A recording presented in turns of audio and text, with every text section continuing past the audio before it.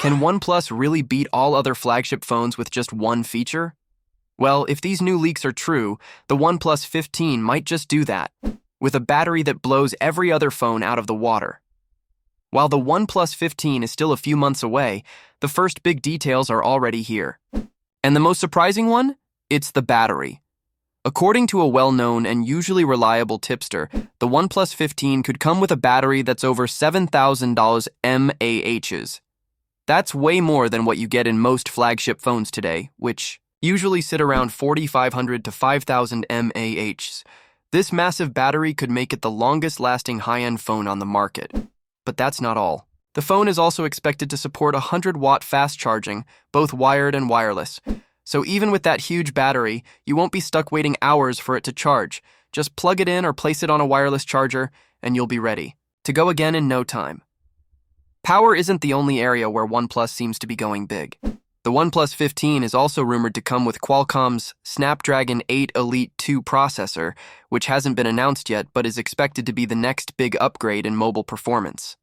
That means the OnePlus 15 could be just as fast, or faster, than anything from Samsung, Apple, or Xiaomi. The phone is also expected to have a flat 6.78-inch LTPO display with a 1.5K resolution and ultra-thin bezels. This setup could offer smoother performance with lower power consumption, helping that huge battery last even longer. Design-wise, it may feature a fiberglass back, keeping the phone light and thin despite the massive battery inside. OnePlus is also likely adding some premium touches like an ultrasonic in-display fingerprint scanner, IP68 and IP69 water and dust resistance, and a new 09116 vibration motor for better haptics. As for the camera, early leaks suggest a triple 50-megapixel camera system. That would include a main sensor, an ultra-wide lens, and a periscope-style telephoto camera with up to 3x optical zoom. It's still too early to say how good the photos will be, but OnePlus has been improving its cameras steadily in recent years. Now, there's one catch. The OnePlus 15 is expected to launch in China first around October, while the global release might not happen until early 2026. That delay could be frustrating for international fans who are eager to try out the phone, but it also means OnePlus might be using the extra time to fine-tune the global version. In terms of competition, OnePlus 15 is shaping up to be one of the most powerful Android flagships of the year, right up there with the upcoming Xiaomi 16. The real question is whether Samsung will stick with Qualcomm's new chip for the Galaxy S26 or go with its own Exynos processor in some markets. Either way, if battery life is something you care about, there's a new report about Samsung's 2026 lineup, and it's already stirring up debate, especially if you care about performance. If you were happy about Samsung using the same fast processor in every Galaxy S25 model, you might not like what's coming with the Galaxy S26 series. According to a report from Korea, Samsung might go back to using two different processors in the Galaxy S26 lineup. That means while the Galaxy S26 Ultra could keep the Snapdragon 8 Elite Gen 2 everywhere in the world, the regular Galaxy S26 and S26 Plus might get split versions. In countries like the United States, Korea, China, and Japan, the regular Galaxy S26 phones would still get the Snapdragon chip. But in Europe and other global markets, Samsung may switch back to using their own Exynos 2600 processor. That's a move many users hoped Samsung had left behind for good. This dual-chip setup isn't totally new. Samsung did something similar with the Galaxy S24 series, where the Ultra had Snapdragon everywhere, but the S24 and S24 Plus came with Exynos in some regions. Fans liked the Galaxy S25 lineup because every model used the same powerful chip, no matter where you bought it. So going back might not sit well with everyone. Now, here's the twist. This change isn't confirmed yet. Samsung reportedly wanted to use the Exynos 2500 in the Galaxy S25 models, but dropped the plan due to production delays. If they finally fix those issues, they might bring Exynos back for the S26.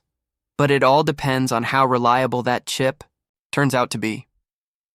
This also ties into another interesting move. Samsung is planning to release two Galaxy Z Flip phones this year, a regular Z Flip 7 and a cheaper Z Flip 7 Fan Edition, or FE. And both of them are expected to run on Exynos chips. no matter where you buy them. Now, they won't use the same chip.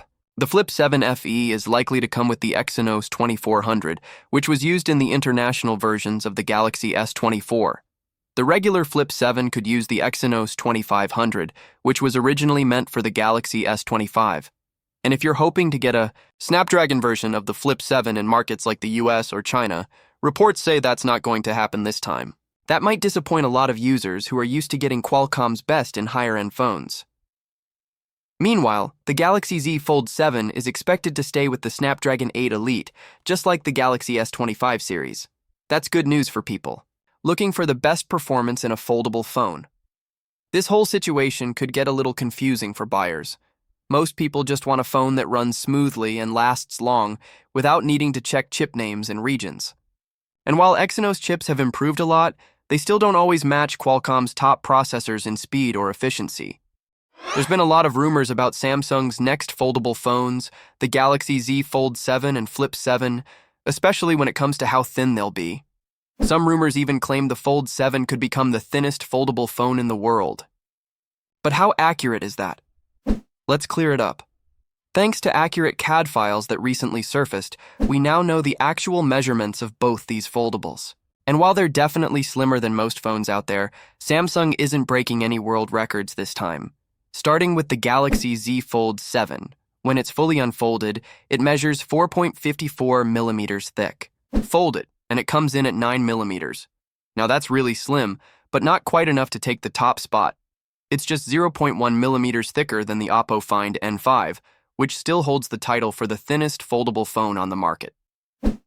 2.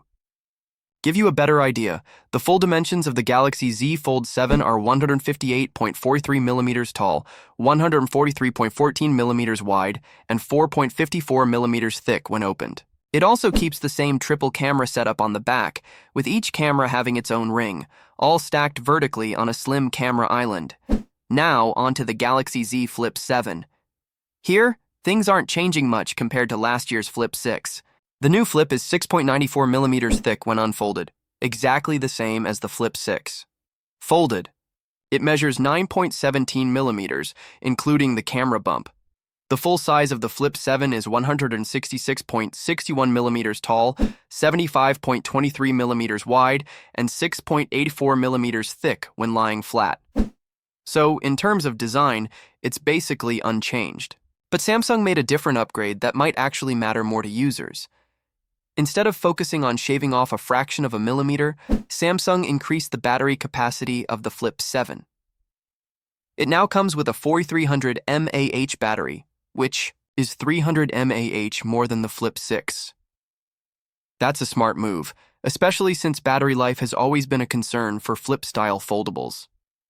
Samsung likely realized that their flip phones are already thin enough when compared to competitors.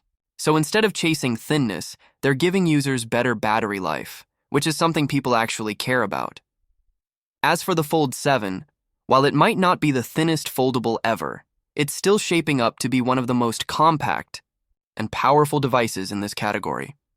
Combined with a large 8.2-inch inner screen, improved build, and possibly a Snapdragon 8 Elite chip, it should still stand out in the foldable space. So, to answer the big question, how thin are the Galaxy Z Fold 7 and Flip 7? Pretty thin, but not the thinnest ever. And that's totally fine, because Samsung seems to be balancing design and practicality instead of just chasing headlines. Thanks for watching. If you found this helpful, like this video and subscribe to our channel for more updates on Samsung's foldables and everything else in the tech world.